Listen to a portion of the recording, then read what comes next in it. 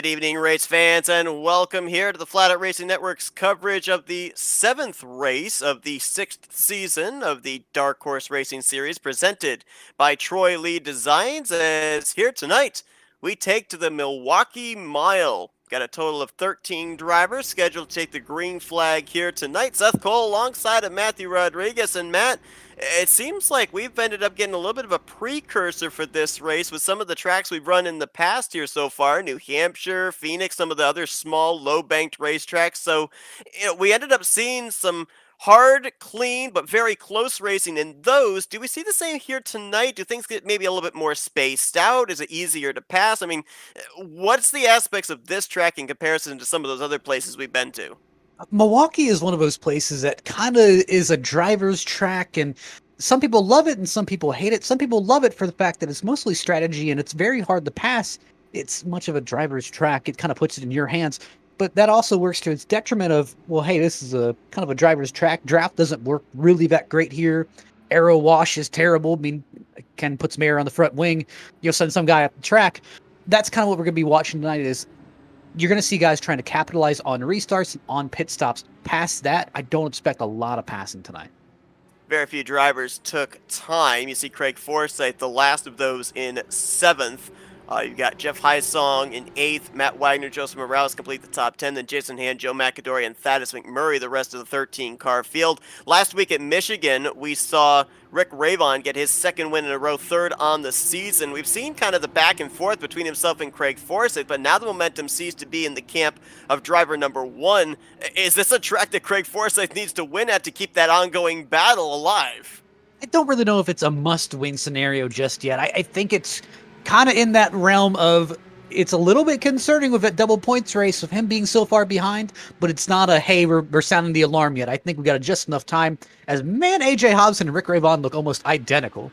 They really do. It's hard to tell them apart. Very similar colors there, the red, white, and blue. As Hobson, the pole sitter, leads us into turn 1. Going to be a bit of a shootout here tonight in some respects. I think this is one of the shortest races on the season in terms of race distance. Only 150 miles for these guys. They obviously translate to 150 laps. Now, it's kind of funny that AJ Hobson is on pole. As you see Rick Ravon try to battle on down low. AJ Hobson also won the pole for New Hampshire, and he was kind of in that same scenario. So I'm kind of wondering if we might see a resurgence from Luis Gonzalez Nunez tonight. Yeah, of course, Nunez hitting hard luck last week at Michigan, ended up DNFing from that race and subsequently has lost quite a bit of ground, not only to Rick Ravon, the points leader, but also to Craig Forsyth. Forsyth had a good run last week, 3rd place, but he's 45 points behind Rick Ravon coming into this race as well. So not only needing the momentum to come back to the 27, but needing to gain those points back as well, because remember last week, you try to think, well, I mean, Ravon won, Forsyth was 3rd. Why do you lose so much ground? It was the double points race. Yeah, and that was a kind of a great thing for some drivers. And other drivers were, man, that race could have gone a lot better. Obviously, it's kind of a hard hit for some of the guys who actually didn't show up. Charles Teed being one of them, where he was kind of on the cusp of making that comeback with the double points race. I think it's kind of knocked him out, where he's going to need really to light himself on fire to really be a factor here. Talked about Gonzalez Nunez with that victory at New Hampshire, for him to be one of the ones to watch here tonight. So saw him make that pass on Eric Peterson for 4th. Gary Corley now putting the pressure on Peterson as well. Peterson starting to go the wrong way after he started 4th. Right now back to 5th and in danger of losing that spot. And there you see the white and light blue number 27 of Craig Forsyth, who started 7th, still runs in 7th. Kind of a, I don't know, uncharacteristic qualifying effort out of him. I kind of feel a little bit bad for Eric Peterson. It's kind of, I'm looking at the recent results, and the recent results, again, we say this weekend, they just don't reflect the effort put in, and it's kind of wondering, hey, when is the bleeding going to stop? Like, when are you finally going to get back on track? And I don't know if Milwaukee is exactly that track that he excels at. Well, we ended up seeing last week the debut for the season of multi-time champion Nick DeGroot. Saw him bring it home runner-up in that Michigan race. He, along with Rick Ravon, the only two drivers that have formally won here in the Dark Horse Racing Series at the Milwaukee Mile. DeGroot did it back in Season 2. Ravon did it back in Season 4. So it kind of seems like we come back here to the Milwaukee Mile every other year in the even seasons. It's kind of interesting. I don't want to say for the Dark Horse Overlords to make the schedule, but I would absolutely love to see Bristol added onto the schedule. I think it would really, really bring quite a light and personality to this series. Yeah, I just want us to call the bump and run with Indy cars. I mean, what do you call it? The chrome wing? You can't call it the chrome horn. The scoop and dump. I mean, if it's Charles Teed's car, I guess you could call it the chrome horn. I mean, that entire car looks like it's chrome. Yeah, I actually kind of wonder, is that legal? I've seen that thing in the sunlight. That thing's blinding. Get that one little reflection in the mirror and you don't have a clue who's behind you. Silly. Teed did have a battle going on there just moments ago with Luis Gonzalez Nunez. He has since been able to pull away. So right now, not really any battles going on, at least inside of the top 5. So now I kind of wonder, is it more driver versus track at this point, possibly setting up for whenever that first round of green flag pit stops might take place? Most likely. And I'm kind of looking at Teed here, and this is just off a statistical standpoint. This seems to be one of the more kind of flat tracks, or kind of Charles Teed's specialty, as you would say. I mean, looking at an identical track, or a nearly identical track in New Hampshire, started 4th, finished 3rd. I mean, he started 3rd here, so I mean, is he going to finish 2nd?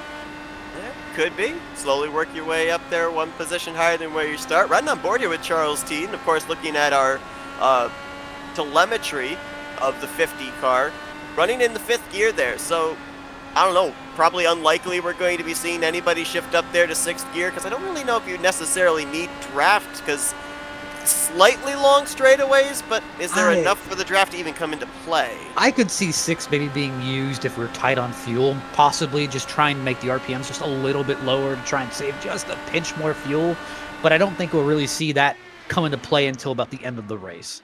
Saw there on board with Teed. AJ Hobson get out of shape ahead of him. The momentum allows Teed to make the pass for 2nd. Gonzalez Nunez also trying to take advantage, and there's going to be contact! Whoa, what a save by AJ Hobson. And now he's going to go around there out of turn 2. Caution will wave. Huh. You know, Seth, doesn't this kind of seem a little bit familiar to that New Hampshire race? It really does. Huh. Well, he had that thing saved there for a good moment going through turn 1. It's kind of interesting, too, because a lot of times at these type of racetracks, you have that gray area where you're not certain if a driver's going to make contact or not. It wasn't the best of angles that we saw these guys going to turn 1, but it's almost like you knew there was going to be contact between those two. Yeah, I'm kind of looking at it. I really think that it was AJ Hobson thought that he was going to get a little bit more room on the bottom, or a little bit more room on the top. Thought Luis Gonzalez Nunez was really going to drive down in that corner, possibly back out, and kind of arc down a little bit low. He was trying to follow the line of Charles Teed in front of him, and unfortunately Luis Gonzalez Nunez was just there, and really nothing that Nunez could do, maybe just back out. Kind of one of those racing incidents. Very impressive, not only nearly able to gather that thing up when it was going around in turn 1, but also when that thing eventually did spin in turn 2 to not hit anything. I mean, more than likely, the momentum should have taken that car down into the inside wall, and if anything, maybe gotten some damage to the rear wing, but kind of a harmless spin there. There was oncoming traffic that did a great job of avoiding him, so I think we kind of dodged a bullet there, because that was pretty close to the front. I mean, all the panels are straight, all the wings straight, no damage. I think really he kind of lucked out. Yes, it is unfortunate that you did lose all that track position, but hey, I mean, you don't have to use a fast repair. Absolutely. So everybody on pit road, no surprise there, taking the opportunity under caution to come down and put on some fresh Firestones. Ravon winning the battle off of pit road, Teed in 2nd, Nunez in 3rd. That's how those 3 entered. Eric Peterson comes out in 4th, and Craig Forsyth looks like he's going to be restarting in the 5th position. One thing I was noticing there when we spent that time on board with Charles Teed, it's like these guys are not necessarily able to keep a stationary line through the corner. If they enter low, they push up and kind of arc the corner. If they enter high, they almost invariably exit high. I mean, these drivers are definitely having to deal with the high speed into this low banked turns. Yeah, I don't really think they can keep it down on the bottom of the racetrack. It may also be one of those, hey, kind of tire saving things. We don't really want to burn up that right front. I do want to give a little bit of a shout out because I don't think we really mentioned him all that much last week. Joe McAdory, where McAdory was up there fighting for really what could have been the win and had that unfortunate accident on pit road, just trying to get to pit road. And I'm kind of looking a little bit ahead here in the schedule. And we kind of flip flop between tracks similar to Milwaukee, similar to New Hampshire, and then also flop the tracks that were similar to what we did last week at Michigan, just albeit smaller distances or smaller kind of spaces. Where we go to Kansas next week, a little bit mildly banked track. We're going to see a lot more, probably similar to Kentucky. Looking at Iowa, Iowa's going to be a lot like this as we go back green. I'm just trying to kind of plan out where obviously it seems like every driver has their own niche of a track. I'm just trying to figure out what is their specific niches. And it's interesting too. You bring up Kentucky next week. There's really going to be no track we'll be able to look back at here formally on the schedule as a precursor of who to watch, because the closest in terms of distance would obviously have been Kentucky, another mile and a half racetrack, but Kentucky and Kansas, they're like night and day in terms of how you have to approach them. Even Homestead, the following week, another mile and a half track, entirely different from those two tracks, Kentucky and Kansas. So all same distance, but completely unique in the approach. I just saw Luis Gonzalez Nunez. He's still trying to battle for Charles T, trying to get a little bit of room. Looks like he's only going to complete the pass unless Charles is going to fight back on the top side, and he doesn't. And Nunez has been very aggressive here in the early going. You got to think that maybe he also thinking along the same lines we did of another low-banked racetrack like New Hampshire. He was strong at New Hampshire and expecting this is a track where he should be able to maybe get his second win on the season. So far this year, only 3 drivers have gone to victory lane. Nunez with his single win, Forsyth with 2 victories, and 3 for Rick Ravon. So kind of Nunez trying to keep it in the family here, I guess, if you want to call it that. Yeah, you got to kind of look at it here where realistically, starting out the season, Rick Ravon, then Forsyth, then Nunez. We took an off week, nice vacation. Then Ravon. Could it possibly be kind of a trend of, hey, we have 2 repeat winners and a whole new winner? Yeah, I mean, it's quite possible. I also wonder, we documented about Nunez and the hardship last week at Michigan, lost out on all of those points with it being a double points race. Is that adding to how aggressive he is here today in his goal to try and get up there and get his second checkered flag of the season? And I'm just kind of looking here.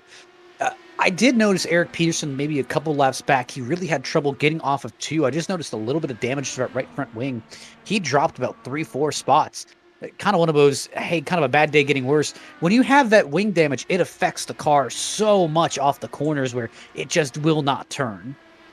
We saw a couple of drivers back at, I believe it was Phoenix, that they would really push up off of what was 1 and 2, obviously, with it being the reconfigured Phoenix, with the start-finish line being over on the dogleg section. And so probably expecting to see a little bit more of that again here today as well. That right front tire heat going to be building up. The car going to get tighter as the run goes on. And for Nunez, especially if you think about it too, right now trying to reel in Rick Ravon, but he's having to deal with the dirty air to that front wing. So that's going to tighten the car up even more in Corner X. I mean, look at the lines coming off of turn 4. Ravon, about maybe a groove and a half off the wall. Nunez, his right side tires are almost on a first name basis with the safer barrier. Yeah, just trying to get any little bit aero advantage, just trying to get a little bit of clean air just so he can try. But I'm really noticing that Luis seems really to be tracking down, really suffers on entry of the corner, but exit he is great. You see that exit you're talking about off of turn 4, gets almost up to the back of Rick Ravon. Let's see what he can do this time with a little bit more gap. Ooh, Ravon saw the left sides get down on that yellow rumble strip, but that's only there really as a guideline to separate the exit of pit road to the racetrack. It doesn't necessarily help you in terms of allowing you to grip your way around the bottom of the racetrack, as we think we had a driver Have a moment there. No correction. That's actually Thaddeus McMurray, who I think might have had some connection problems. Yeah, just Now we see both drivers there, Rayvon and Nunez, using that rumble strip. Yeah, obviously there's some grip down there, but it's a fine line of getting your tires on it and there being the difference of grip on the track and on the rumble strip where it's easy to kind of turn your car around. It does help your car turn a lot, trust me. But sometimes it can help your car turn a little bit too much. Which is surprising because very rarely have we seen drivers go down and use the rumble strip in the corners in Indianapolis. I remember back at an Iowa race, I think that was back in season 4, where a couple of drivers tested the waters on that rumble strip through 1 and 2, and it did not work out to their benefit. It's kind of one of those risk versus reward things, unfortunately. Oh my gosh, Nunez! I think he had his left sides below the rumble strip. I think he had his left sides down the apron that time through 1 and 2. I'm kind of looking. Obviously, these guys are trying to push each other, but the big thing of what makes Rick Rayvon so good, and what also kind of makes the rest of the field learn is, hey, Luis Gonzalez Nunez, he was tracking Rick Rayvon down. He was tracking him down from about a second back. But I really think that Rick looked in his mirror and saw what Luis was doing. He's like, let me try that. And you see him running the identical lines now, and we're really matching for times. Like, really, one does not have the advantage, and that's kind of what makes Rick so good is he's able to take that information saying, okay, track is changing, I need to change up a little bit, and being able to adapt and still be fast with it. Right now, Nunez in second, Forsyth in fourth have been the two biggest gainers since the drop of the green flag, up 3 positions from where they started. The biggest loser right now is AJ Hobson, who started on the pole. Right now, he is all the way back in 8th. Obviously, had that spin. He's been able to pick up a couple of spots since we went back green, but it's kind of looking like, at least right now, ever since the 63 got put back in traffic, not nearly the same kind of speed we saw him have when he was up inside the top 3. Kind of looking around here on the track, and you notice some guys kind of equaled out, kind of evened out, where it looks like Luis has kind of slowed down. Charles, kind of that same, he's kind of gotten in a lull, he kind of gotten that same rhythm. Craig Forsyth is one of those guys that I just haven't seen that same kind of flash of speed from that I usually am used to. Battle for the lead, about 0.4 of a second. We're going to drop back here to 5th place because that's where you've got 3 drivers duking it out for that final spot inside the top 5. Corley currently in possession of it. Eric Peterson and Jeff Heisong you see there in the same shot as well going into turn 1. I'm taking a look at lap times here. Best lap for most of these drivers, somewhere in the 21.8 to 21.9 range. Right now, they're running in the low 22s, so about 3/4 of a second difference between their fastest lap to what they're currently running, and that's on about a 20-lap stint with these Firestones. So it looks like there's a little bit of time to be gained if you thought about maybe short pitting once the window opens for a round of green flag pit stops. The only problem is, and we talked about this back at Phoenix, also at New Hampshire, you're giving up an opportunity of being on the lead lap if a caution comes out somewhere between your pit stop and the leader's pit stop. Yeah, it's kind of sitting there, just you're jumping up and down, hoping for a caution to happen, but unfortunately, when you're on pit road, you're kind of at the mercy of those around you, where if you can get easily stuck a lap down. And I'm also wondering here, too, I mean, you look there from the back bumper of Gary Corley looking back to Eric Peterson, you can see there's no access road, no apron going into turn 3 for these drivers to be able to get onto pit lane. They're going to have to pit pretty much right out of turn 4. We've seen in the past these low-banked racetracks getting down there from the racetrack to the apron to pit lane. It's no easy task. We may see a couple of drivers potentially loop it around. I remember I can't recall which track it was where you made the call of it being the I'm trying to remember what you called it. They pit, what was it, the pit limiter or something on these cars, and we saw somebody spin around when they swapped over to the pit limiter. And that's really the thing where you kind of have your pit limiter easily reachable. Like, I know some drivers will kind of keep it on their wheel, like kind of as a ready button. Some will keep it as a button that's closer away from a rear wheel where you can't activate it by accident. That's another big thing where, you know, hey, hitting that pit limiter immediately cuts power where it just doesn't allow it. And yes, your wheel does light up in those nice Christmas tree formats to tell you that, hey, you've just hit your pit limiter. But unfortunately, it sometimes takes a few seconds to realize it, and by that time, you've either been run over or you may have just lost the car entirely. or you just may have lost a few seconds and you have to regain all that back. Only had one caution so far. That came out around lap 17. So you have to wonder, with drivers coming to pit road when they did under that yellow flag, just how that changes up how many pit stops they would have to make before the conclusion of this race. They've now just completed their 25th lap on this stint. And in terms of lap times, it is still Rick Ravon, the class of the field. He's been about a tenth to a tenth and a half faster than the other drivers behind him in second, third, and fourth. That last time by, though, give the advantage to Luis Gonzalez Nunez. So it'll be interesting to see who's actually the king of the long run here, who's been able to preserve those tires the best. That's what I got my eye on is I wonder for tire wear, and I really think right now that Rick Ravon may have the best tire wear but the worst fuel mileage of being in front of the field. And Luis Gonzalez Nunez, I think he might have some of the worst tire wear, although I see him coming back, so everything could, is get close to the wall, but could be entirely wrong. I mean, certainly used up those tires when he was trying to catch up to Rick Ravon. Had to spend a little bit of time there getting around Charles Teed, and man, all of a sudden, that looks like the handling on that car has gone away. That's about the widest we've seen him exit out of turn 4, so he may have used up his stuff quite a bit here at this point in time. And that's what I'm kind of worried about is how much they're using these tires. Whoa, he's going to go around!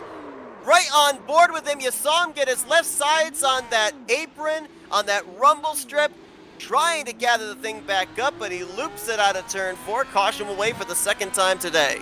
I can't say I didn't see that coming, but obviously it hurts nevertheless when it happens. You were on board with the 14 at the time, so you could see the hands at work trying to make sure that thing didn't spin and make contact with the wall, with any other oncoming race cars. Again, another solo car spin, bringing out a yellow flag here tonight, so we've dodged a couple of bullets. That's the second time we've had a driver spin from up inside of the top 3. And it's kind of one of those noticeable things where, obviously, if you're Luis Gonzalez Nunez, you're kind of kicking yourself right now where, hey, I mean, you did just lose P2 and you did just kind of mess up any pit strategy you had. But obviously, hey, there is the bright sides to it of your car isn't destroyed. That is very nice. And the fact that you technically do get a reset here where everyone does come down to the pit road, but unfortunately you're going to be stuck back on that pack trying to race your way back up again. And it also leaves us in the dark of knowing just how far these drivers really can make it on fuel, because we didn't get to see another round of green flag pit stops, as you saw the replay there of Nunez's spin. Maybe another good thing for Luis Gonzalez Nunez as well, as opposed to the A.J. Hobson spin. When Hobson went around, he dropped back to about 9th, 10th. Nunez was able to get his car refired, continue on under pacing in 7th, and actually picked up a spot on pit road, will be restarting in 6th. So didn't lose nearly as much track position with his solo spin as Hobson did in the early going. So, like I said, it's a risk. It's kind of a good thing that happened and bad thing that happened. One guy who's probably enjoying this is Charles Teed. He's now restarting P2, having the chance to see if he can make a run on Rick Ravon, try to maybe jump him a little bit and hope for the best. Craig Forsythe's another one of those guys who, again, he's just kind of waiting for his reset to happen where he's in P3, he's fully ready to go, see what he has for Rick. It is the highest that Craig Forsythe has run so far here tonight, up inside of the podium at this point in time. And Charles Teed, let's not forget too, Charles Teed talked about how the rumble strips on the inside at Iowa, how that was a troublesome thing for drivers in that race a couple of seasons ago. Winner of that race, Charles Teed. So you would have to think, with good numbers at Iowa, no surprise to see him running well at another track, kind of similar in a way, here at Milwaukee. He just has that knack for his place. Yeah. Very short pace laps here, too, with the fact that everybody is still on the lead lap. So the pace truck's going to make the left-hand turn to pit road, turn him loose, and we'll be at 101 laps remaining. Rick Ravon's led every lap so far. He is the control car as he gets a great acceleration away from Charles Teed. He'll have 3, 4, maybe 5 car lengths by the time they get to turn 1. I'm kind of looking at it where Charles Teed didn't get a terrible restart, but definitely not one that I think I'd be that impressed with. Boy, things getting interesting there for 4th, as Peterson showed the nose out of 2, now to the inside in 3 on Gary Corley. Corley's going to get the good exit out of turn 4, so Peterson has to tuck back in line, and now Nunez is back into this mix as well. Yeah, that's the thing where how quickly Whoa! this can How change. about Gary that? How about Corley. all 4 tires on the apron for Corley? That's it. I don't even think it was that was by accident. I think it was by design. He was just trying to get the good arc out of the corner. Either that or he was trying to throw a block on Peterson and didn't realize how low he was going, but I mean, he made it stick. I mean, I think he shaved a few seconds off his lap time with that. Man, that's the lowest we've seen anybody run there, and I mean, if that's not considered out of bounds, think about a late race restart. Second place might attempt that move. I said if it works, it works. But unfortunately, that's kind of separated the top 3 from the rest of the field at the moment. Obviously, Rick Ray Vaughan's managed to drive away a little bit. Charles Teed and Greg Forsyth both second and third respectively in their own little pack. But past that, it's Gary Corley leading the whole charge of about 5 cars. See also there, that's the 63 of AJ Hobson, the pole sitter, making a move on Jeff Hysong, now looking to pick up another spot on Eric Peterson. That would be the battle for 6th, and now Nunez gets a run to the inside of Corley down the front straightaway, trying to move his way back up towards the top 3. He'll move to 4th. And I saw right there, Matt, the 14, he got the left sides down on that rumble strip again, but I saw the front tires on that car bounce as he came off of that rumble strip on the exit of turn 2. So realistically, kind of what I'm inferring from that is it seems like it's plowing just a little bit, but what he's trying to do is almost kind of get the front tires loose, but I really think that's going to work against him because A, you're going to end up burning that right front a little bit, but also it's not going to get the car to turn. You're really just going to plow out of the corner exit. If it's working for him, it's working for him. He obviously knows more than I do, but I'm not seeing the benefits. I'd be a little bit worried too because we saw him spin around after we saw him getting really tight the last couple of laps prior to that on corner exit, pretty much assuming that he used up too much of his stuff getting around Charles Teed and eventually trying to run down Rick Ravon. I mean, he's back on go again trying to make his way through traffic, which granted he has to do that in order to get himself back up at least into the top 3, but once he gets there, what's he got left in the tank? That's the bigger question of, what do we have left? He is closing in on Craig Forsyth, so that battle for 3rd place may be happening in the next 2 or 3 laps. Gap between those two, about 0.6 of a second. Rick Ravon, though, he's been able to maintain about a 2nd lead back to Charles Teets, another 2nd back to this battle for 3rd place between Forsyth and Nunez, and then throw a blanket over 2, 3, 4 cars again, back from 7th place on back. Corley, Peterson, Hobson, and Hysong are all running within about a 2nd and 0.2. I'm watching here, and I'm waiting to see who really makes this first move. Obviously, I've watched the Gary Corley, and I've seen Eric Peterson. He's tried that same kind of move, trying to run that yellow rumble strip, just hasn't had the same results. Same thing for Craig Forsyth, where I'm kind of seeing him try the same move of running the yellow rumble strip. Just, it doesn't seem like anyone's getting the same benefit out of it as Luis is. Now, I might be wrong. I'm trying to remember back to our New Hampshire race and Phoenix race. I believe at the shorter racetracks, fuel window for these guys is roughly in the 40 to 45 lap range, which makes it interesting because we went back green with just a little over 100 laps left to go. If we do manage to have this race go green to the end, this could be a very interesting fuel strategy race because based off of calculations, drivers should have to make 2 more pit stops for the conclusion of this race. That final pit stop more than likely being somewhere in the region of 10 to go. But is there enough off the throttle time here where you might be able to stretch this run to 50 laps and the final run to 50 laps? I just don't see you saving that much fuel. But again, we saw it numerous times this season of fuel strategy coming into play. As I see AJ Hobson almost send it in on Gary Corley. Thought better of it, but I kind of see AJ Hobson getting a little bit antsy trying to work his way through the field. And things got really wadded up there. Corley got a run on Peterson, Hobson got a run on Corley, and Hysong got a run on all of them. And everybody was trying to figure out which lane the other one was going to run through the corner. And Peterson has now since kind of broken away, but it is still really close between the 763 and 18 for the 6th position. Hobson's the only one I've really seen aggressively attacking that yellow line where he is going straight all the way down to the bottom underneath the rumble strips. and try to use that to arc off the corner. It seems like it's working for him, but it seems like it'd be extremely unstable. Jeff Hysong in the 18 took a look to the inside of Hobson momentarily. Now slots back into the 8th position as, ooh, a little high there off of turn 4 for AJ Hobson. Now the gap is kind of opened up from 5th to 6th to 7th. As soon as I say that, though, there's another send by Hobson. Nearly got to the back of Gary Corley there through 1 and 2. Still just watching Hobson.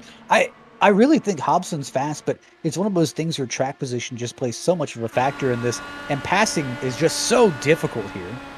Riding on board here with AJ Hobson as he's looking ahead to Gary Corley. Jeff Hysong right behind him. I think he actually was looking to make a move on Hobson through 1 and 2 that last time by. And as we look here with AJ Hobson, ooh, this is interesting, Matt. Looking at the telemetry of the 63. Just saw him at the last moment there before we brought up the telemetry, shifting down to 4th. There you see it again, and then back up to 5th gear. So downshifting all the way to 4th gear for the pole sitter. An idea I haven't thought of before, where realistically he's trying to shift down to get a better exit off, obviously at the cost of any more fuel, and obviously just the additional action just going down. But I don't think it would yield that great of results here. Saw right there, ended up going from 5th up to 6th gear, now back to 5th gear. So yeah, he's playing with all the gears. Now back up to 6th gear, down the back straightaway, as you saw with this on board, losing the 7th position to the 18 of Jeff Hysong. And ooh, really pushing up there. You could even really visibly see the back end was sliding on the 63 car through 3 and 4. Like I said, I see him so aggressively attack that bottom lane. I'm just... I think they're just asking for trouble. Yeah, you saw him yanking the wheel to the left there on corner exit, so I think he's asking a little bit too much out of those tires here over 20 laps into this run as Rick Ravon continues to show the way. Rick Ravon, former champion of the Dark Horse Racing Series, 3-time winner this season, points leader, coming into this race and trying to continue to extend that points lead, extend his win total here in the series, and trying to go for 3 in a row as well. I'd have to go back and look. I believe 3 in a row has been done in the past, but I don't recall when the last time was that it occurred. I'm trying to think. When is... I want to say Maleska the Third, maybe, back in Season 4. Yeah, I don't think it was last season. I think it was the previous season before then. Double check on that here, as Alpha the lead might be closing up here. As a matter of fact, it's almost looking like Teed, Forsyth, and Nunez may be starting to close up, so we could have maybe a 4-car battle for the lead here in just a few moments, and I wonder if that's because the one could be trying to save fuel. Did he use up too much of his stuff trying to open up the gap? I don't know what's going on here, but it's certainly looking like, based off my telemetry, he is losing ground to 2nd through 4th. I think he may have burnt up his tires just a little bit. Gap right now from 1st to 2nd is 7 tenths. Now cut it down to 6.5 tenths. And the last time we looked, it was about 1.2 seconds as Forsyth that time off of turn 2. Little wide towards the outside wall. In terms of lap times right now, the top 4 are pretty much almost running identical lap times, all in the 22.0s to low 22.1s.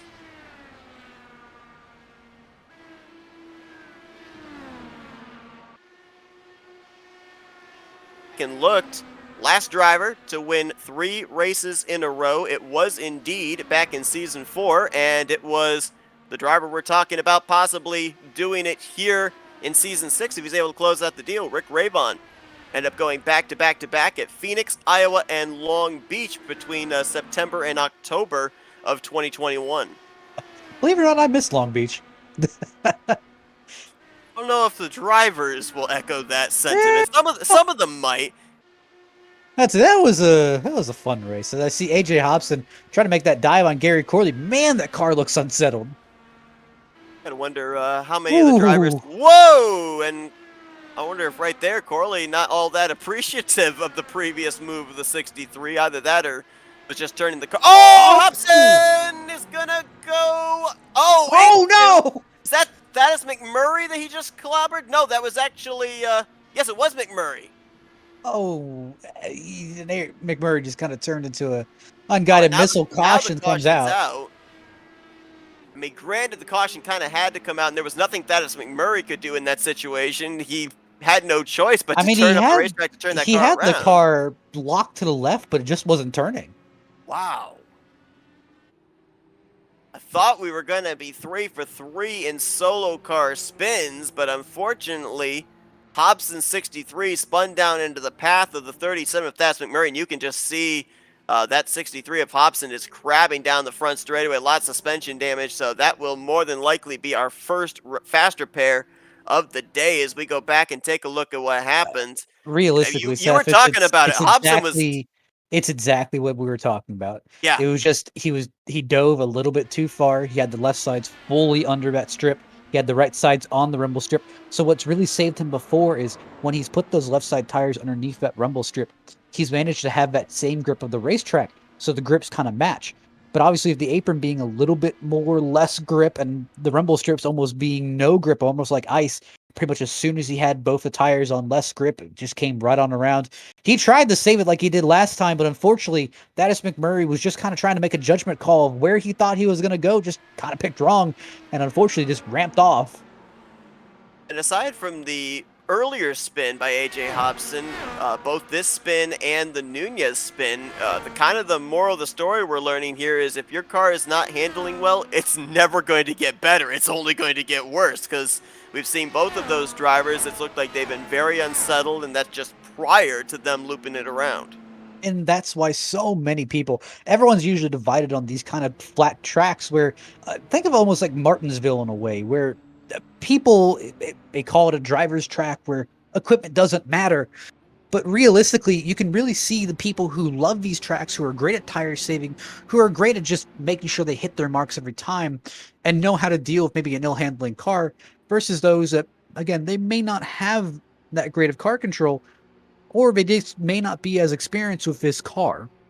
And that really comes out the show with this, where Rick Ravon, someone you know who's extremely experienced with this car, Charles Teed, someone you know who's extremely experienced with this car, Stephen Craig Forsyth, Luis Gonzalez Nunez, those guys you know in and out, who know this car.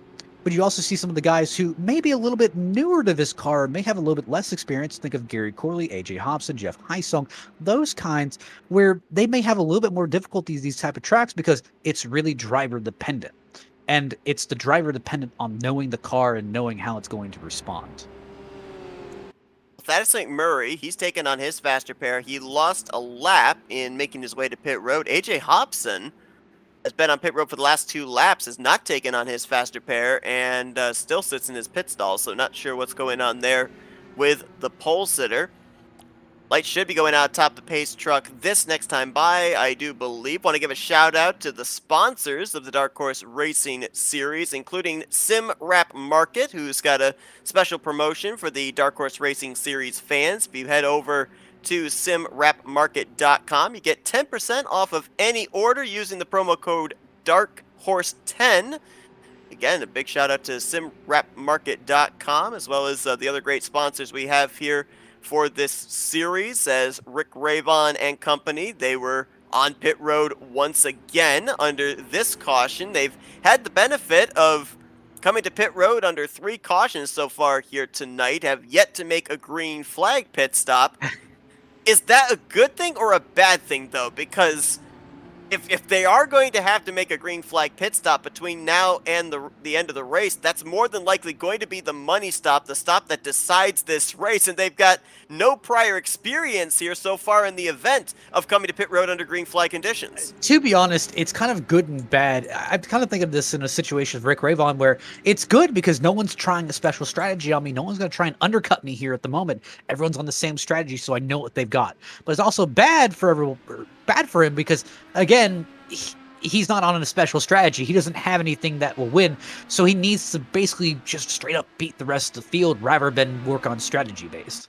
As we're back underway with less than 70 to go, this now says to me these drivers are going to be able to make it on just one more pit stop. Question is, when do they decide to make it? Do they even have to make it? Are we done with seeing cautions here tonight? As Teed got a much better restart this time than he did the previous restart. It's only about maybe 3 car lengths from Rayvon back to Teed.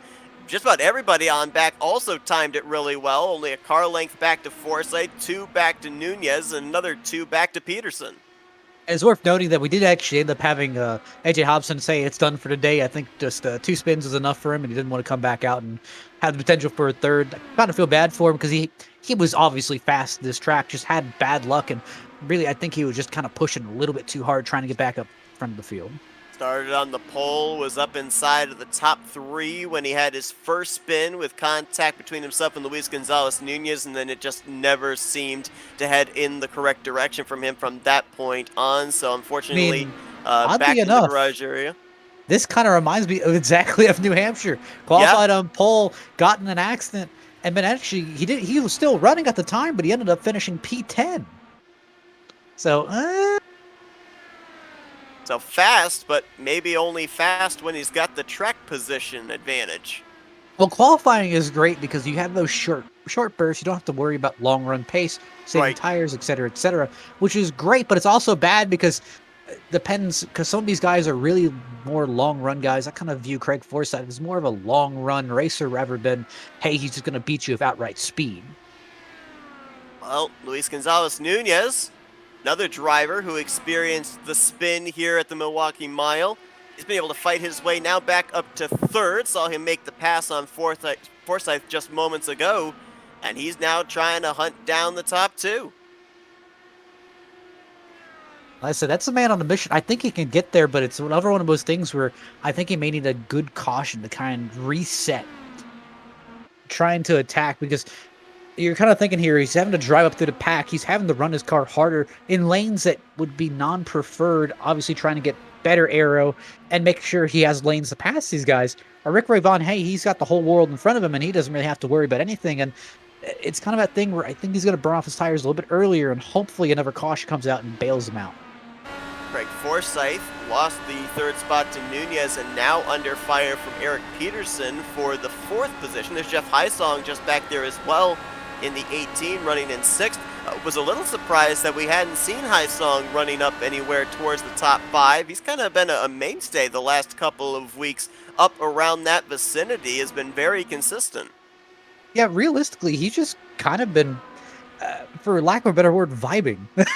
Yeah, that's a good call. I mean, look at the points at the moment. I mean, Jeff Hysong, technically, he's 3rd in points. He has not been flashy. He has been extremely consistent, though. Realistically, he is one of the only drivers in this, or one of the, I'd say maybe 4 drivers in this field who have above 5 top 10s. He is always in the top 10, at least really around the top 10. And again, he has those good days where he could show out and get a good top 5 here and there. But again, I think he's in the transitional period of someone who really could be a threat, just given a little bit more time. We're going to watch this battle brewing for the 2nd position as Luis Gonzalez Nunez begins to play the Jaws theme on the 50 of Charles Teed. A little less than half a second, the gap between those two as we're coming to less than 60 laps to go here at the Milwaukee Mile. I mean, these guys tick away lap times really fast. Takes them a little more than 20 seconds to complete a lap. I mean, even on old tires, it only takes them roughly 22 to 23 seconds. So let's talk strategy here, just in case we end up seeing this thing come down to a green flag pit stop. When we went back green, it was with a little less than 70 laps to go. If my speculated number of 45 is correct, that means that these guys could maybe come to pit road somewhere within the next 20 to 25 laps and be able to make it the rest of the way. Is it worth doing something like that? Or with the fact it doesn't take very long to change 4 tires on these cars, do you maybe wait as long as you possibly can, take the less amount of fuel you possibly can? If I were in this situation, it varies. If I'm Rick Rayvon, hey, I'm the master of my own destiny here. I can kind of choose what I want to do, but obviously I'm going to be influenced by the guys behind me. If I'm Charles Teed, right now I'm not straight up beating Rick Ravon on speed right now. I need to try and do some strategy here and hopefully get myself in front. So if I'm Charles Teed, I'm one of the first ones on pit road. I'm going to try and undercut to the maximum of my ability, hit when my window opens, take some new tires, fill it up with fuel, and hope I can make it to the end. So when, again, Rick Ravon comes in, I can take advantage of that. Hopefully I can leapfrog him, maybe half a second to a second ahead of him. So I force him to track me back down. And again, you've just seen how hard passing is here at this track. Same thing with Luis Gonzalez Nunez. I think realistically you need the shortcut, undercut Rick Ravon, and hope for the best. Now, Craig Forsyth is kind of in that a little bit. Craig Forsyth and I guess Eric Peterson are really in that kind of question mark zone of, again, I think short pitting could help them, but I don't know if they'd gain the same ability off of it. So I don't think it's really much of a risk for them to really run out this pit cycle, maybe hope for a caution to come out, trap some of these guys a lap down, or again, take that lesser fuel, maybe take right side tires and just see what happens. You talk about lap down. Another thing we have to consider as we're about to enter into the final third of this race is we do have the 37 of Thaddeus McMurray involved in that last caution. Had to take on the faster pair, lost a lap in doing so. So with being a lap down, if we were to have any future caution, that would be one extra lap of pacing. And this series does not do overtime cautions. So, we have to kind of add on an extra lap of potential pacing as to the possibility of the race ending under yellow, as a big send by Luis Gonzalez Nunez is going to get him the second spot on Charles Teed. I'd say Luis, I really think, has the speed, so it's, I think, realistically up to him, just trying to figure out if he wants to pit Riff Ravon or maybe pit one lap earlier than Ravon, just trying to get any bit of an advantage, because I think realistically Gonzalez Nunez and both Charles Teed can really take advantage of an undercut. I do think that Charles does burn his tires a little bit early into the run. I don't think he's really that good of a long run pace kind of guy, but I think maybe taking the new tires early, trying to see if you can claw your way back, maybe hope that you can get maybe a leapfrog, kind of a second lead, and then if another caution comes out, hey, you've got that track position, you can kind of play around a little bit and figure out what you want to do. Nunez, pretty much back where we saw him before he had his spin. So now, you're back hunting the one. What can you do differently here on this attempt to get the race lead that wasn't successful on the last run? Well, the good news is that Nunez is running about kind of a tenth faster than Ravon. He does have the advantage of the draft, where it's not that big of a factor, but it still is notable. I'd be kind of putting my focus a little bit more towards this next pit stop. I'm kind of looking towards it because you need to start spotting your entry, and hey, to really take full advantage of your pit entry, you're going to need to hound it into that pit road. And this is not an easy pit road to kind of hustle onto.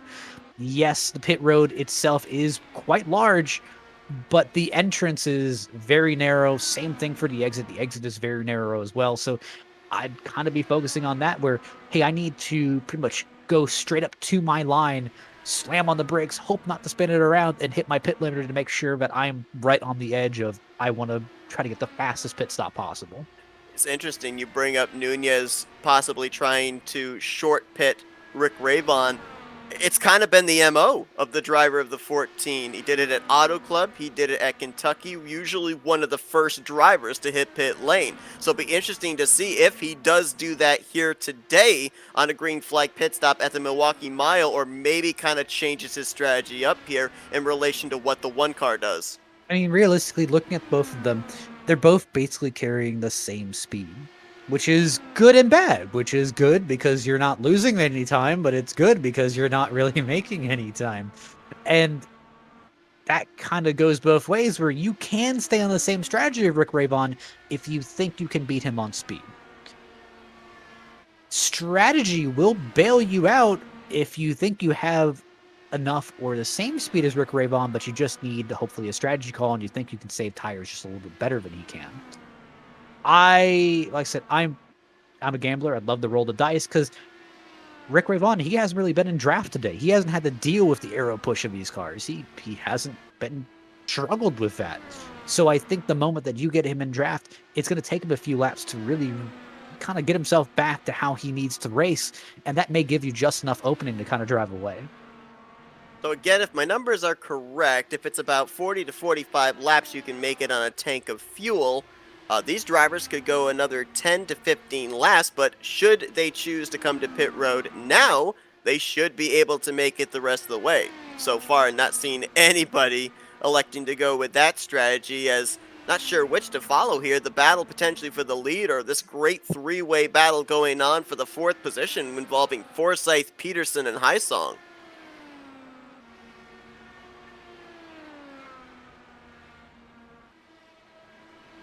Forsyth's been relatively quiet here tonight in terms of Forsyth terms. I mean, normally see him at least up inside the podium the entirety of the night, and we only saw him up in the top three for a restart. He's since fallen back to the fourth spot, so I I'm not mean, certain if this just isn't a track to his liking. I've really seen him get tight on the longer run off of four, especially, really have to bail out of the throttle. correct me if I'm wrong, but New Hampshire, I thought it was really fuel strategy that got him into that second place Yeah, position. yeah, it's a good call. So that's what I'm thinking is that these tracks are not really to his liking per se. It's not that he's bad at them, he just doesn't really excel at them. So I really think that his fuel strategy and really just his pit strategy in general usually will get him into these races where he can. It's kind of one of those Matt Wagner at road courses things where you know he's going to be around at the end. Just the road to get there is not fun. I know we're focusing right now on the top two, but I would keep a little bit of an eye on that third place car of Charles Teed as well. Because remember back when we saw the pass for second place, Nunez fly by Charles Teed, I think that was just as much Teed letting Nunez go as it was Nunez driving it deep to be able to complete that pass. Since then, I've been looking at the lap times, and Charles Teed is running lap times if not equal, faster than race leader Rick Ravon, as I believe we've got a couple of cars on pit road. Forsyth has now brought the 27 to pit lane. Like I said, this is what I was expecting. It's a Forsyth gamble. I realistically Here think comes the leaders. I think this has the biggest upside for Forsyth. I'm fully in support of it because realistically, he is one lap. That undercut may equal up to maybe a second, and he may leapfrog both of these leaders.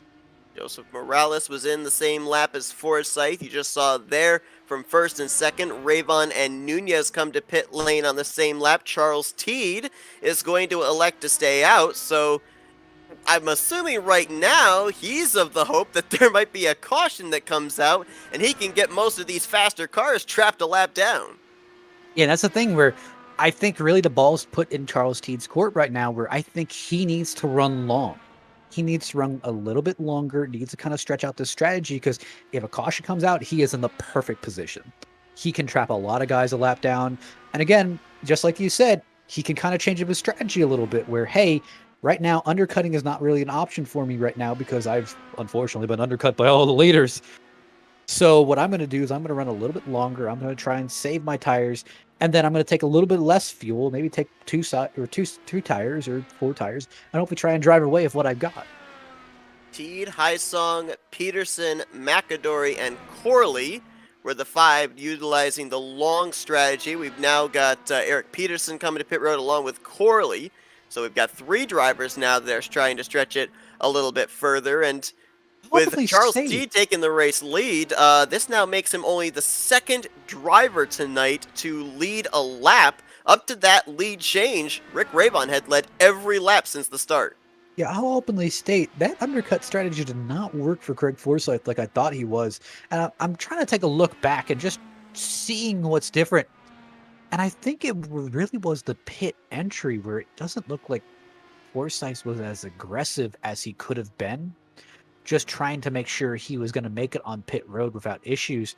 It kind of seemed like he was taking it a little bit easy, and that's surprising, seeing all the smoke kind of come out of his tires when he was trying to slow it down. But I saw Rick Ravon and Luis Gonzalez Nunez kind of push it straight to the line, and they were almost on the verge of speeding. That's just kind of the difference between how much of a pit entry can gain you. Yeah, Charles Teed appeared to do the same, saw a bit of a more reserved pit entry for for Joe McAdory. As you saw, the lead exchange. Teed coming off of pit lane. Ravon takes the top position back. Looks like about 7.5 tenths between himself and Nunez. Forsyth now up to third, and Teed, the strategy at least here in the early going, not benefiting him as he's back to fourth, but he is going to have about 6 lap fresher tires than the drivers up ahead of him. I don't know necessarily with less than 30 to go how much of an advantage that's going to give him by the time we get around to the closing stages of the race. We'll have to wait and see. All right, well, let's do a little bit of a reshuffle here. So obviously, pit stops didn't turn out like you thought they would. You didn't get that cool jump that you thought you were gonna get. Well, Craig Forsyth in this case, obviously that's not good. That kind of takes you out of it. So realistically, in Craig Forsyth's mind, you need to maintain third. You know Charles Teed has brand new tires. You know he's got fresher tires than you. But hopefully he'll burn them off earlier and you can save more tire to maintain third and still kind of keep that general points gap. If you're Luis Gonzalez Nunez, that kind of pit at the same time, I seem to have lost some time. That's not good. You kind of need to work on kind of clawing yourself back here. The good news is you don't have to drive through a bunch of cars to do it. That's good. The bad news is you're trying to chase down Rick Ravon, who also has the same tires as you do and has been as equally as fast as you all night. So that kind of puts you in a precarious position of, I kind of need to save more tire from Rick Ravon while also chasing him down, which is an impossible task, let me tell you. It's not fun. Yeah. If you're Rick Ravon, honestly, just stop looking in the mirror. You just need to keep going. just don't burn up your tires, keep doing what you're doing, and you should be fine. If you get side by side, but hopefully that shouldn't happen. I mean, as we mentioned, Forsyth, third place run last week at Michigan. It's a great performance. It's a good run, but it does lose you quite a number of points because of Ravon's win, with it being a double points race. Luis Gonzalez Nunez DNF'd last week, running second. Great performance here tonight. The bad news is, the guy you're trying to run down for the points lead, he's currently leading this thing, as he's now got 22 circuits left to make here around the Milwaukee Mile. The gap has kind of stayed the same between himself and Nunez. It's about 7/10 of a second. Nunez chips away a little bit and then loses it again the following lap, so I might be trying a little bit too hard here. And again as well, we've seen a couple of passes here tonight in hard racing. We've also seen drivers realizing that others behind them are pushing it a little bit more, maybe a little bit faster, and they let them go. If Nunez does get to Rick Ravon, is there an area for him to be able to pass? That's going to be the big question, because we really haven't seen anybody be able to pull off a pass for position up here inside of the top 3, top 4 without contact being made. I'm obviously right now I'm kind of watching Charles Teed, and I'm seeing that gap kind of evaporate a little bit, but I'm not seeing it evaporate at the rate that I'd be extremely concerned of if I'm Craig Forsyth. I'd be wondering, when is my fall off for my tires? How quickly is my fall off going to really become apparent here? Realistically, their times have been holding steady the entire run, where we haven't really dropped off that heavily. I mean, the slowest that I'll use Eric Peterson as a kind of example. I mean, after taking that pit stop, I mean, he'll run 21.9s for a few laps before kind of slowing down to about 22.3s, 22.4s, which realistically isn't that huge of a gap. That isn't that big of a hit. So I don't think tires are really that much of a factor, which kind of got me thinking, like, I wonder if another caution came out, if you would be confident enough to take no tires. Well, this is the longest run we've had so far here tonight, and the Milwaukee Mile in length, considered a short track. Something we talk about at short tracks, but maybe not necessarily with the Indy cars, is going to be lap traffic. On board here with Nunez, you can see ahead, race leader Rick Ravon is about to encounter the tail end of the field, consisting of Gary Corley, Joe McAdory, Joseph Morales as well. So this might be exactly what Nunez needs, because it's going to be the first time, pretty much the entire race, that Rick Ravon, the race leader, might be dealing with dirty air on the front wing. Yeah, and that's what's really making it so hard to close up the distance. And, if you want a cool history lesson, that's actually why the DW12 was retired. That goes on to a whole nother story. But obviously, kind of looking at this, trying to track down Rick Ravon is a challenge in itself, but also trying to deal with all the arrows coming off of it and still being in that preferred racing line, still having the same times, but also dealing with all the extra wash coming off of his car. That's what makes it extremely difficult. Gary Corley is the next driver they will encounter. That driver they just lapped was Thaddeus McMurray going a second lap down. So unlikely with 14 to go that he will have an opportunity to get back on the lead lap. Even if we were to have a caution between now and the finish, very unlikely we would have two cautions come out to give him the two lucky dogs needed. As Ravon, about 3-4 car lengths back from Gary Corley, he holds about the same advantage back to Luis Gonzalez Nunez, who continues to close. And you're going back to the Charles Teed problem of as far as him being mired back and forth. The staying out strategy, while it got him the race lead, he ran 3, 4, 5 laps longer than Ravon and Nunez did on their fresh tires, and he lost a half a second each lap. He's only closing up with his fresh tires as opposed to the older tires of the race leaders. He's only closing up the gap each lap about a tenth. So, yeah, you're not going to be able to really get back the track position that you lost if you're only gaining a tenth to the half second you lost in the previous laps. I can tell Rick Ravon, I don't think he intended to go that low in turn 1 and 2. He went all the way down. I saw that car just wiggle. And I think he's kind of dealing with a little bit of that wash coming off of Gary Corley right now, which is going to make his life just a little bit more difficult because he hasn't really had to deal with that at all. And Gary Corley right now, he's got the pace where he doesn't have to necessarily let Rick Ravon by. I mean, last time Corley ran in the 22-1, so it's not like he's a slow machine. It's common courtesy, but again, you're fighting to stay on the lead lap. I understand trying to hold your ground. There's nothing telling you to get out of the way. He's also 0.3 of a second behind Joe McAdory for 8, so he's still battling for position. But realistically, this is really where Luis Gonzalez Nunez, he thrives because, hey, he's been in this traffic all race, and he's known how to navigate it.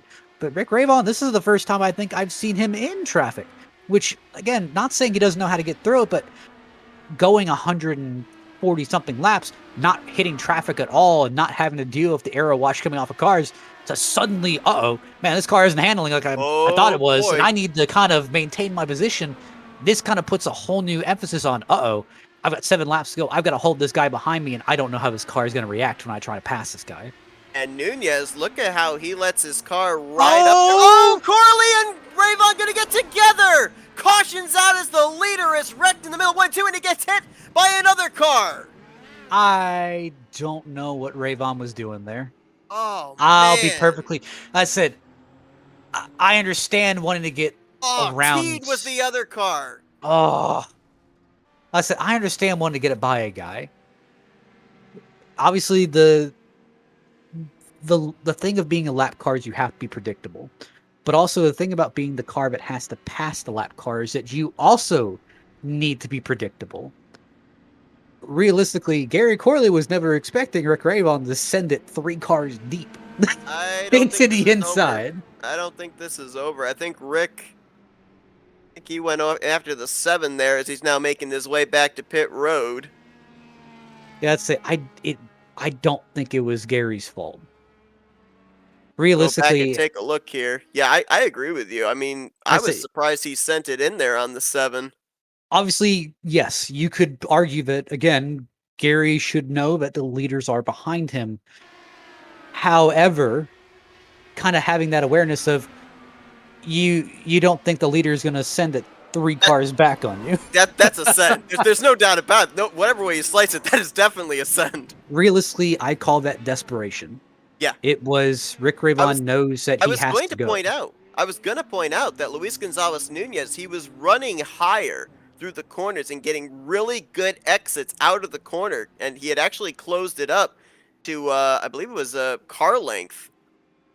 My correction, we'll go back and look at it again here. I thought Ravon was going after Corley. Corley parked his car in front of Rick Ravon on the back straightaway. Honestly, that's just something that never needed to happen. Again, Yes, agreed. It's on both parties there. That's my definition of a racing incident where Rick should have never put himself in that situation, but also Gary also probably should have lifted and gave him more room. It just, again, never should have been in that situation, and obviously more awareness. And what a tough break for Charles Teed.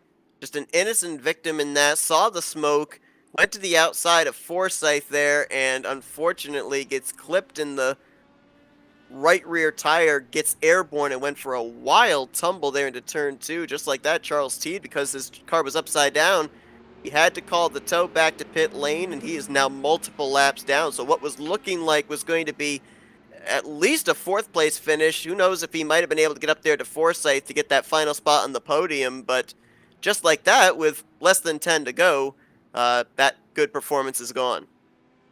Well, obviously, this kind of puts some things into perspective. So if you're Luis Gonzalez Nunez, you suddenly have all this open air in front of you, and if you're Craig Right. Forsyth, you're wondering, how in the world did I get here? So obviously, You're Craig also, you're Forsyth, also wondering, is this race going to go back green? Because we had lap cars I think when it'll that go caution green. came out. I think it'll go green. 1 lap shootout, green white checker. Let's see. Let's see if the lights go out this time. If they go out this time, we got a green white checkered. If they don't go out, we may have a 1 lap shootout. And Lights looks like went the out. lights may have gone out. Yep. So we are going to have a 2 lap dash here. So right now, Craig Forsyth has to remember this. Hey, Rick Rabon's not out of this race. He's P7. Even Yep. after all that damage, he's not a lap down. He's P7. And he took a faster pair. Yep. He took a faster pair. He's got new tires. New tires don't mean very much.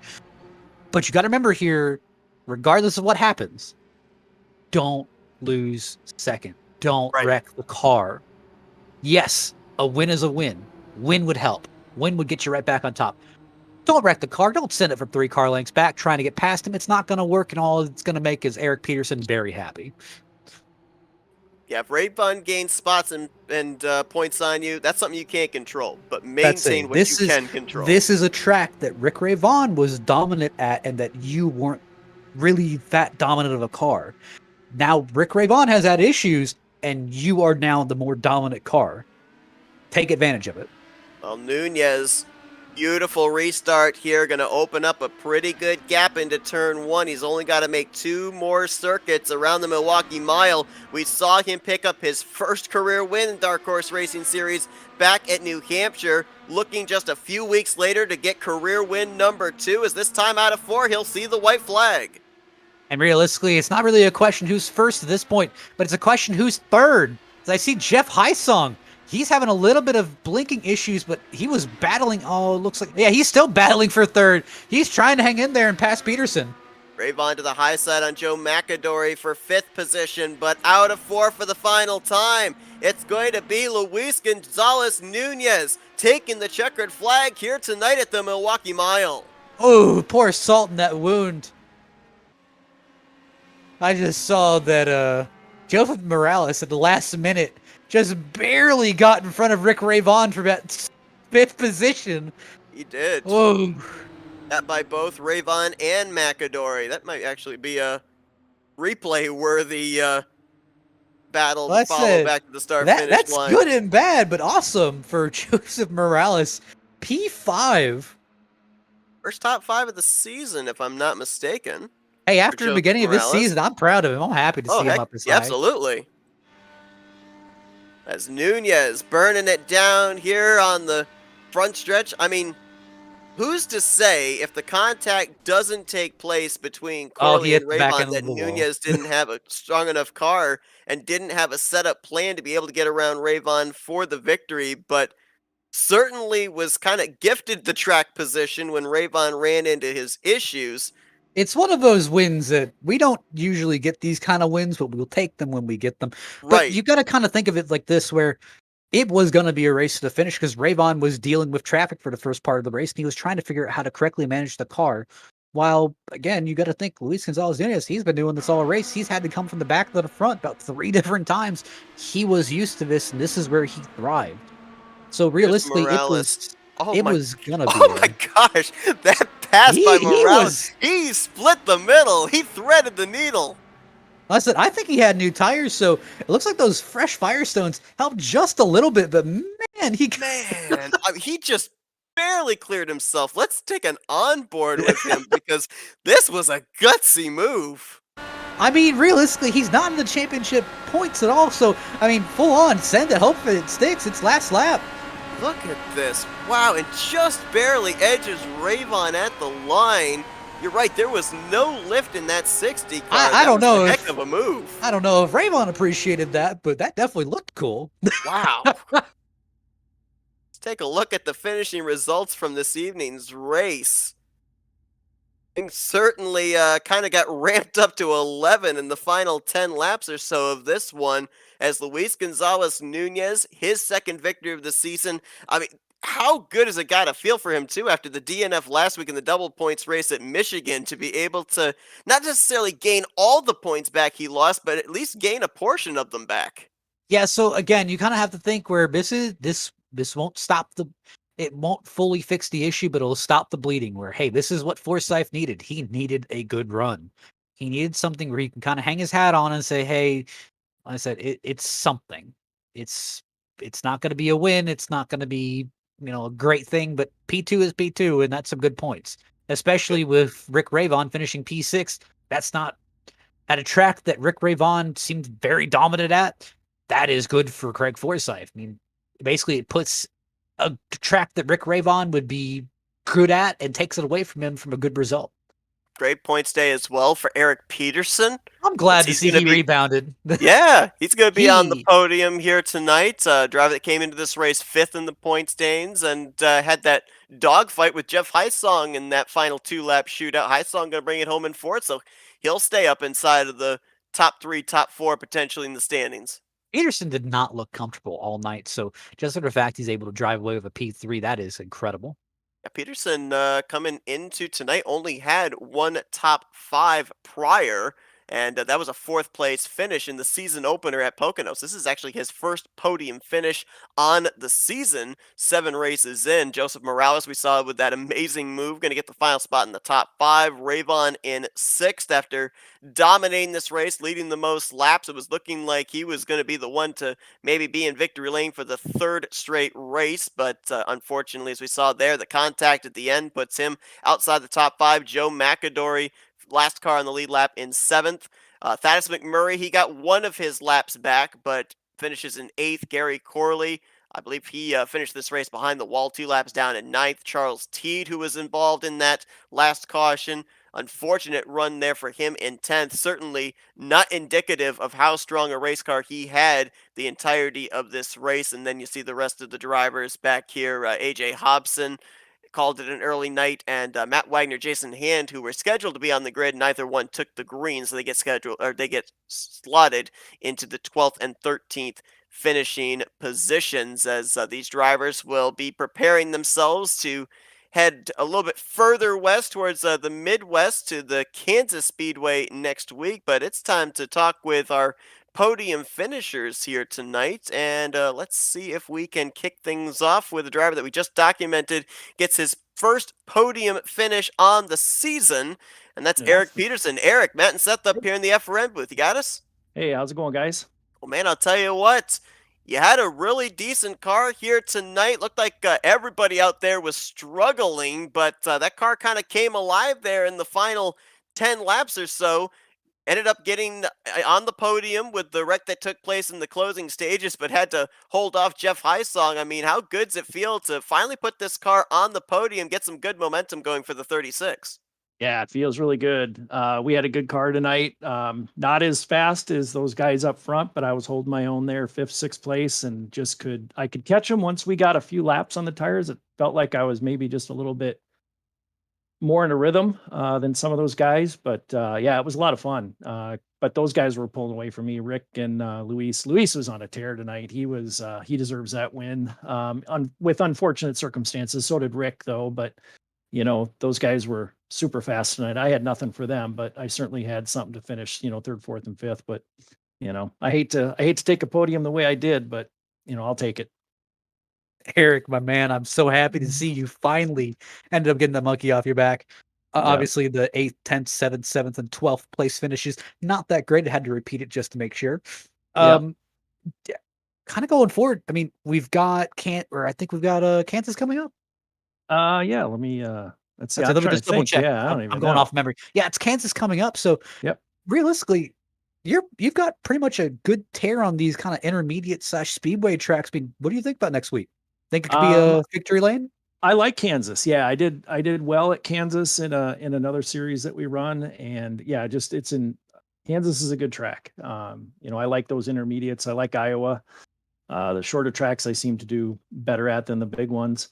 But yeah, this was a lot of fun tonight.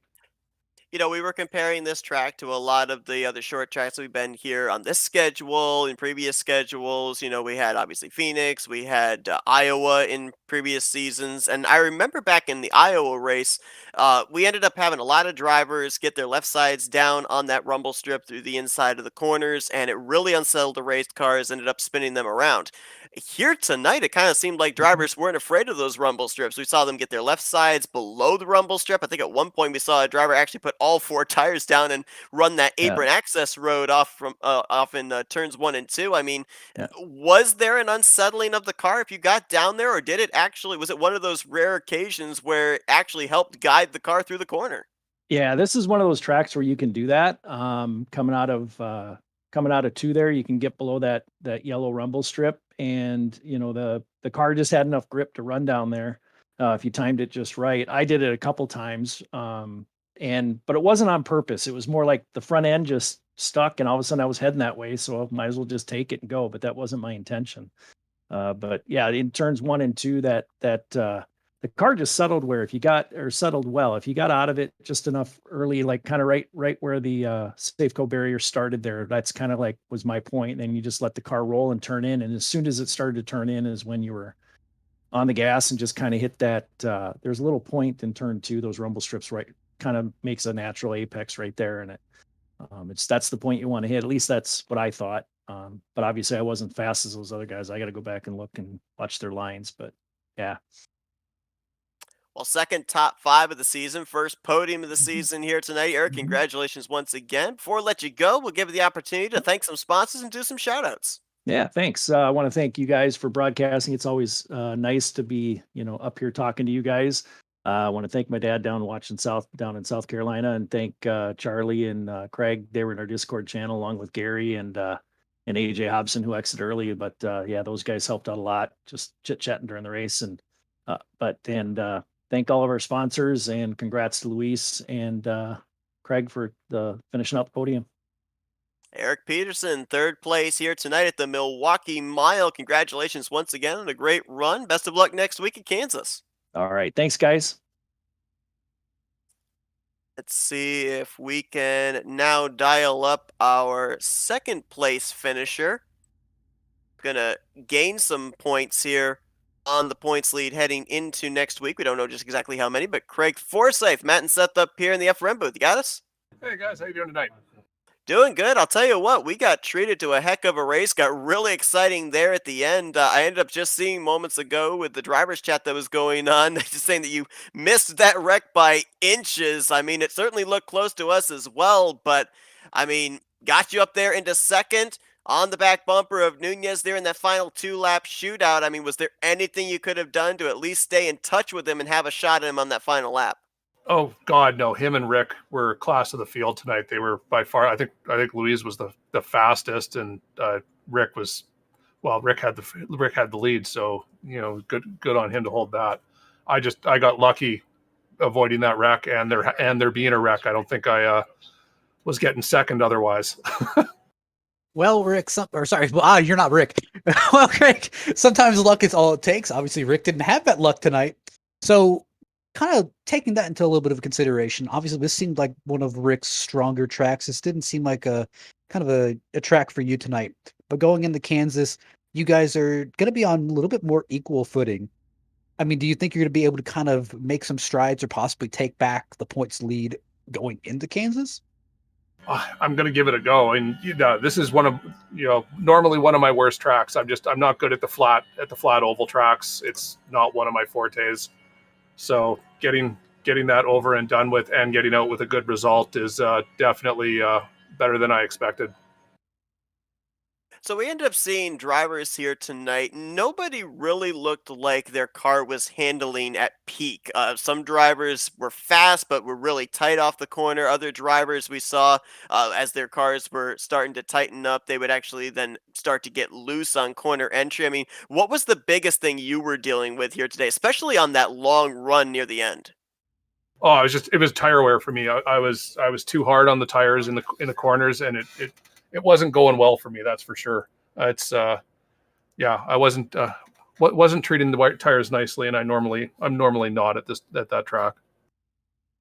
Still a great performance for you here tonight. Going to be gaining some point stands, as we stated. Some points going into next week at Kansas with the runner-up finish here this evening. So another podium finish for the 27 car. Before we let you go, though, Craig, we'll give you the opportunity to thank some sponsors, do some shout-outs.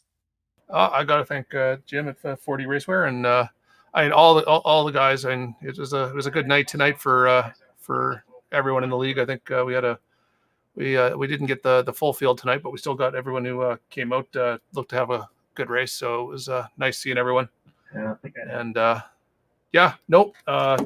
good to see you guys, and can't wait for next week. Greg Forsyth brings it home P2 here tonight at the Milwaukee Mile. Once again, congratulations on the great run. Best of luck next week at Kansas. Thanks, guys. Stay safe. And Matt, you pegged it going back to the stats in New Hampshire. Hobson on the pole. Nunez got the win. Hobson got the pole here tonight. You speculated maybe we'd see Nunez in victory lane. I think you stole my crystal ball maybe here. Let's see if we can go down to victory lane and talk with Luis, his second win of the season. Luis, it's Matt and Seth up here in the booth. You got us? I got you. Well, man, I'll tell you what. I want to first speculate on what we were seeing start to build there towards the end of the race. You were reeling in the one car, coming up on that traffic. We saw you running a slightly higher line through the corners, getting that great run on corner exit down the straightaways. Did you have a plan to get around Rick if we had stayed green to the end?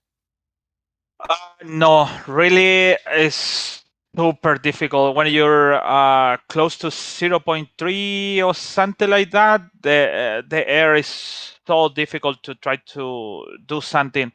So I really thought to the last 10 laps when it's coming the lap down to try to play with that. So I saw the opportunity that, but so I basically, yeah, they played with me to the lap down, but unfortunately this was the accident with Rick. But it's super difficult. I going down to 0.8, and after that I regrouped again with him on the front. 0.4. That's the maximum close when I was with Rick, but super difficult. So I still waited for the mistake. But he didn't make any mistake on the track. So it's just only the last one when I tried to pass the lap down. But unfortunately, he went inside. So yeah, that's bad for him. I really believe bad for him. So, Luis, I know with the double points race at Michigan, you didn't get the result that you wanted. However, the points just got updated. I see you're about 97 points out of the lead. What can you do to kind of claw your way back at the moment? Trying to get as many points as possible. So maybe when we have that double points race in Indianapolis, that you can be in the contention to possibly steal this thing. Well, that's what my mistake in Michigan. Really, when I came in, I did the speeding on entry, the last pit stop. I really short for maybe 10 laps or something like that, or 15 laps. I don't remember. So I know that's a lot of points, but could be happen like today, like Rick got Greg today. Maybe the next one. I have a lot of confidence with Getaway. It's coming Richmond maybe somewhere. I don't know if it's Richmond or not, or maybe one short track more. I don't remember. But I think if I keep going in the top 3 and top 2 maybe, or I don't know, get maybe a couple wins more. Should be going to be interesting on Indianapolis to win the double points, but really, I still also wanting more. I lost Pocono, so I didn't was in Pocono for something happened that day. I don't remember why, but it wasn't Pocono, so I really lost basically 200 points. So in the best possibility, so like the good view, I lost 200, but was in Michigan could be finished third because I saw Nick DeGroat was back and somebody got second or something like that. I saw the last Greg on Jeff and there, so could be get third over there, but well, that's my mistake. I think so. I just think it in race by race and see what happen. So I really I just still I still thinking about what is coming next week, but maybe Indianapolis is gonna be tough. 200 laps could have happen anyways, anything. So yeah, let's see. I still like what seven races more or 6 races more. I don't know, but we're gonna work in each one, so it's okay. Yeah, still got a good handful of the season still left to go. I believe 7 races left. This was actually the halfway point. You know, Luis, we were talking about this racetrack coming into tonight, trying to make some comparisons to other tracks we've been to in the past. One that kind of stood out was New Hampshire and the similarity of the low banking going into the corners. You obviously were very strong at New Hampshire, were able to pick up your first career win there about a month ago. What, if anything, were you able to apply here today that you were able to apply back in New Hampshire, or are they two entirely different racetracks in how you had to kind of attack the corners? Uh, well, it should be similar, but in here you can go with more down, so you don't have any problem with that thing. So I really just experience. Just basically, I have experience before in the Dado League, and we racing in Milwaukee, and I was strong, but you know what? It was about just use the throttle. That's what I said last time. I use a lot the throttle. I have a lucky actually. I have a lucky 2 times. I have lucky because I lost Rick was coming in because I shorted fuel, and also because today now Rick get wrecked for Gary. So I really just I don't know. I still thinking about to going up and down, up and down, up and down. But I use it, and one point I use the brake because I remember can use the brake, but it's the same things. It's really don't change it, nothing. But uh, it's really tricky this track because for example, I get a drag on because I touch the apron, but I use a lot the apron turn two, so it's really weird.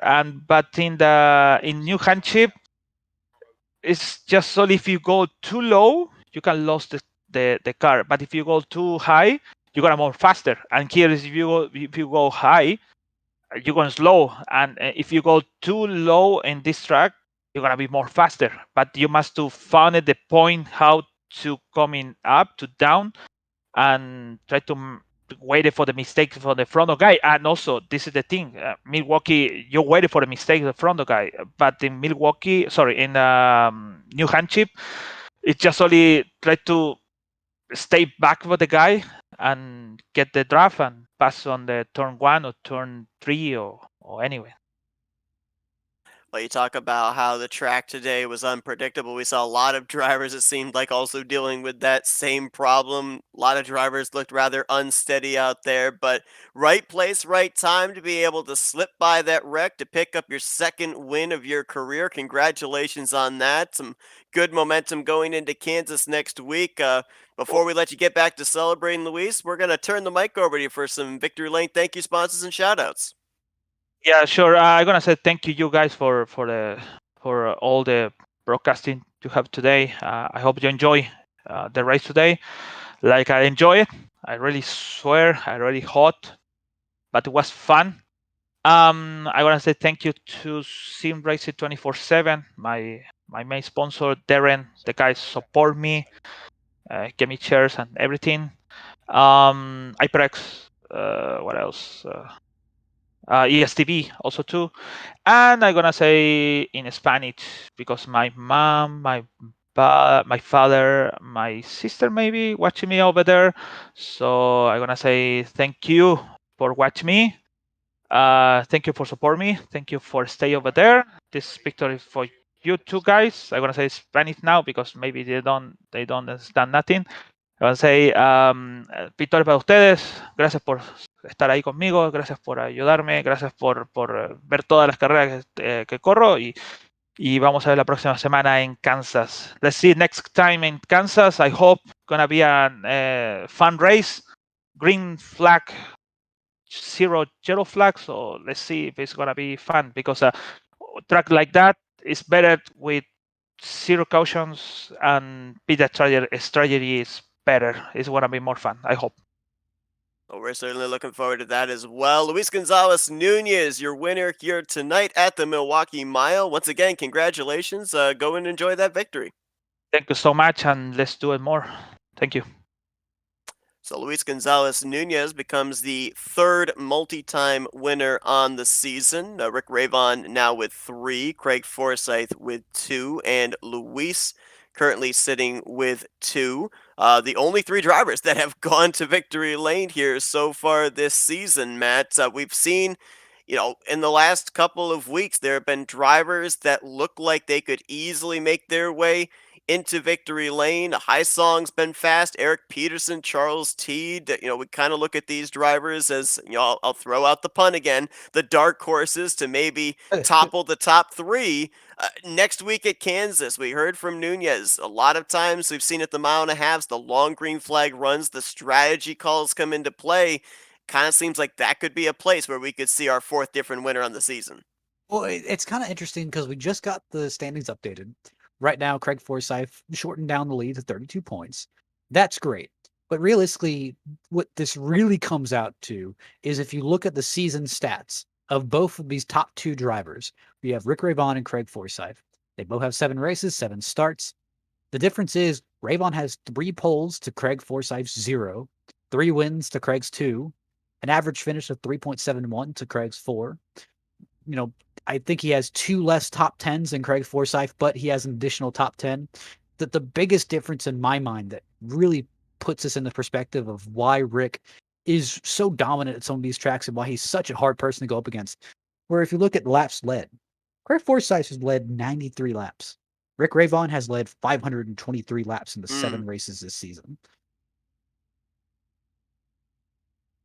And you have to remember, too, that Craig Forsyth, one of his 2 victories at Auto Club was on fuel strategy. He wasn't leading a lot of that race, but he was able to make it on fuel and Ravon was not. Now, the one thing I will throw out as a possibility, talking about how Ravon's got kind of the advantage statistically over Craig Forsyth, we are going to our 2nd mile and a half track next week at Kansas. The 1st mile and a half track was Kentucky. That's where Forsyth had a pretty dominating performance there where he picked up his 2nd win. So does the ball kind of fall into the court of Forsyth next week? I think, you even heard it in his interview, but he was extremely excited for it. He was ready, but I also wouldn't count out Luis Gonzalez Nunez because he was one of those guys who also kind of showed up, but he wasn't extremely fast. He couldn't really drive away, but he was always there. And it's one of those things where Luis Gonzalez Nunez, he is always on the verge of being right there. And honestly, I think if Michigan went better for him, we'd really be talking about the big 3 here, just trying to all battle to see who could get the lead.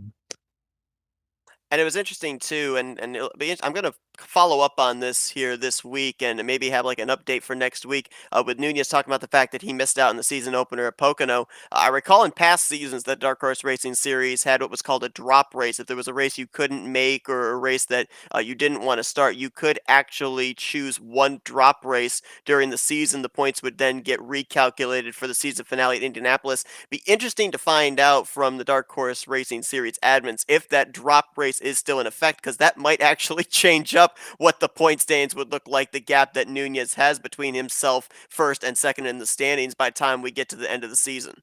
Actually, it looks like there is a drop week, so that is kind of going to really shake all of this up because, again, the Indy 500 is a double points race and it's 200 laps.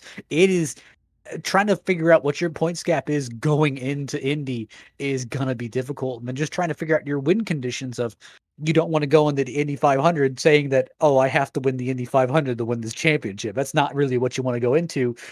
But just hearing, hey, you just need to finish maybe top 3 at the Indy 500 to win this championship. That's a lot more manageable. I think I can do that.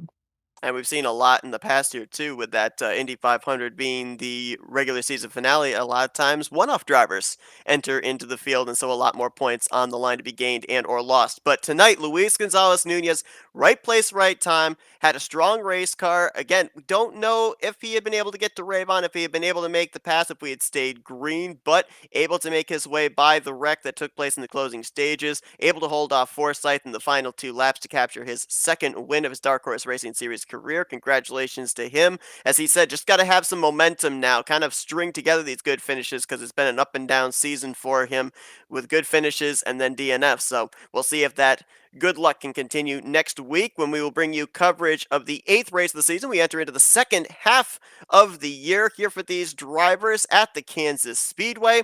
That again will be next Sunday night. Green flag scheduled to fly at 9 p.m. Eastern Standard Time. Matt, it was an unpredictable race for the drivers and kind of an unpredictable race for us up here in the booth as well. Not able to know what way this race was going to go, even down to the closing stages, but appreciate you joining me in the booth for this one. As always, I'm looking forward to Kansas. Yes, indeed. Hope that you guys will join us as well. For Matthew Rodriguez, I'm Seth Cole. We'll see you guys next Sunday night as you've been watching another broadcast courtesy of FRN, the Flat Out Racing Network. This broadcast is the copyrighted work of Flat Out Racing Network and may not be rebroadcast, retranslated, or used in any form without the express written consent of Flat Out Racing Network and iRacing.com Motorsports Simulations. Flat Out Racing Network would like to thank you for your support, and we hope you enjoyed tonight's broadcast.